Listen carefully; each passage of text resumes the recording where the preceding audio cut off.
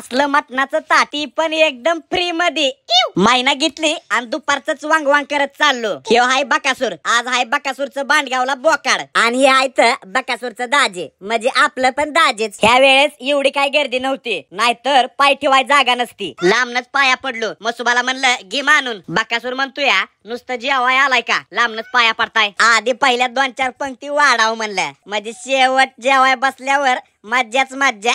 आता ही आलं कंदुरी मटण ताट. आता बांडगावच्या मसुबाची जत्रा म्हणजे हिथनं काहीच माघारी न्यायचं नसतं. त्याच्यामुळं हिथलं जेवण आबाबाबाबाबाबा लयच एक नंबर होतय. कस काय सर, ते शेवटी अथक परिश्रमानंतर मी जेवायला सुरुवात केली आणि नळी तर आपल्या ताटाला हमखास असणार म्हणजे असणारच. तुम्ही अशी फुकाटची कंदुरी खाल्ली का ही कमेंट करून सांगा आणि ज्या मित्राबर खाल्ली त्याला ही रील शेअर करा.